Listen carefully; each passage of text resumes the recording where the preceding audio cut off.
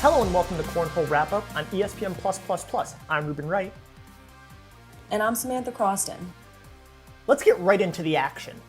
Penn State was able to jump out to an early 2-0 lead, and from there on, they were able to hold on to the lead, eventually jumping out to a 3-1 lead over Syracuse, and then extending it even further to a 10-4 lead.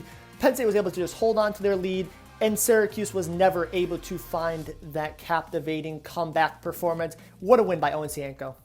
Sam, take us through that bizarre moment that we saw at the end of the game with Alec Rubin. Yeah, Ruben, that was weird and at the same time really not out of character. What we saw there was Alex storming off the court after a tough loss, and truthfully, this doesn't come as a surprise after what we heard about him last season and the infamous Waitgate.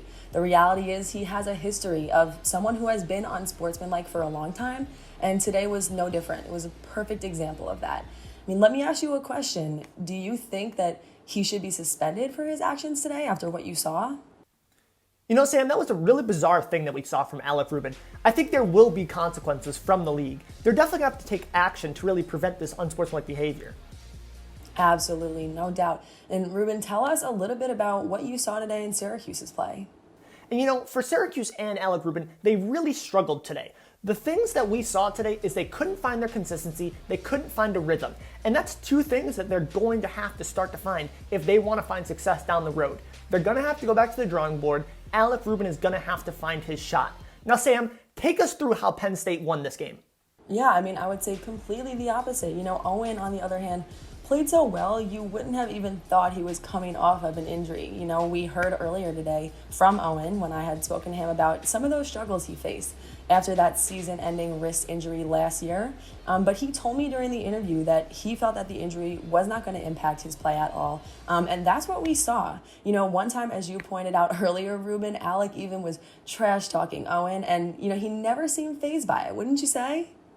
Indeed, Sam. Owen was locked into the game and wasn't letting anything affect his rhythm. I agree. Well, what a great way to, start off this first game in the season. But Ruben, maybe you can tell us a little bit about what to expect in the next few months. First up, let's take a look at Penn State. Penn State has 4 big matchups to look forward to these next 4 weeks. First, a matchup where they go to Crane University. Next, they're going to follow it up by DeVry University, and a big matchup that you can find here on ESPN+++ against Nazareth Bible. That is one that you are not going to want to miss here on ESPN++. And finally, they're going to round out that trip at Bloomingfield College. Now, Sam, take us through the schedule for Syracuse. Well, later in the month, Syracuse has 2 games, one against Sonoma State, and that's on November 25th, and one against SUNY ESF. Now, Ruben, this matchup in particular is the one I'm excited for because you know there's such a big rivalry between these 2 teams. So it's going to be really interesting to see how that plays out.